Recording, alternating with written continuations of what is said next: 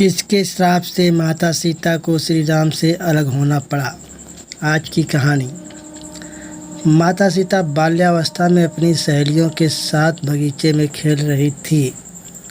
वहीं बगीचे में एक तोता का जोड़ा पेड़ पर बैठा था।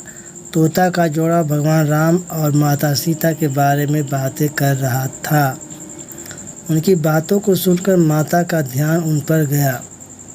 मादा तोता बोल रही थी कि अयोध्या के राजकुमार राम काफ़ी प्रतापी राजा होंगे, उनसे माता सीता का विवाह होगा। तोते के मुख से भावी पति का नाम सुनकर माता सीता अचंभित हो गईं।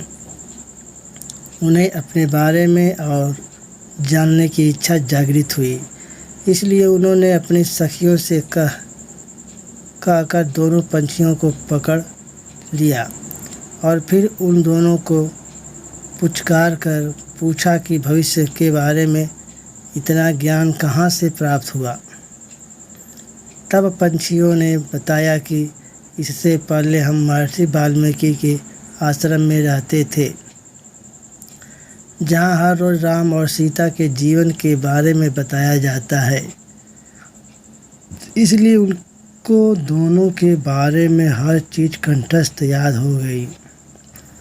सीता जी ने पंछियों से कहा कि जिस जानकी पुत्री सीता की तुम लोग बात कर रहे हो वह मैं ही हूँ।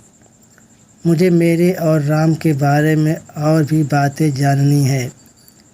तब नर तोता ने कहा कि हे सीता, आपका विवाह अयोध्या के राजा दशरथ के ज्येष्ठ पुत्र राम के साथ आपका विवाह होगा और आपकी जोड़ी तीनों लोकों में सबसे अद्भुत होगी। सीता जी सवाल पूछती रही और दोनों तोता जवाब देते रहे। ऐसे में सीता जी प्रसन्न हो गईं और कहा कि अब ये हमारे साथ ही यहाँ पर रहेंगे। लेकिन यह सुनकर तोता हैरान रह गया और उसने कहा कि हम पंछी हैं, हमें पिंजरे में कैद ना करें। तोते ने इसके लिए बहुत याचना की। तब सीता जी ने नर तोते को छोड़ दिया, लेकिन मादा तोता को नहीं छोड़ा और कहा कि यह मेरे साथ रहेगी। नर तोता ने कहा कि मेरी पत्नी गर्भवती है, इसलिए ऐसे समय पर उसको जाने दे। हम दोनों एक दूसरे का वियोग सहन नहीं कर सकते, इसलिए आप मेरी पत्नी को जाने दें। लेकिन सीता जी ने उसकी एक न सुनी। इस पर मादा तोता को बहुत गुस्सा आया और श्राप दिया कि जिस तरह तुमने गर्भावस्था में मेरे पति से मुझको अलग कर दिया है, वैसे ही गर्भावस्था के दौरान तुमको भी पति वियोग सहना पड़ेगा। इतना कहते ही मादा तोता ने अपना प्राण त्याग दिया।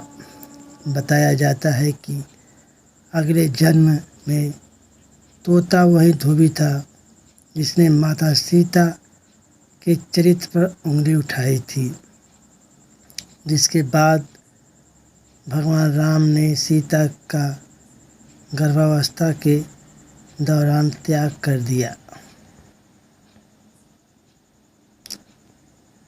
अगर हमारी कहानी अच्छी लगे तो लाइक और सब्सक्राइब ज़रूर कीजिए। हाँ, कमेंट करना न भूलिए।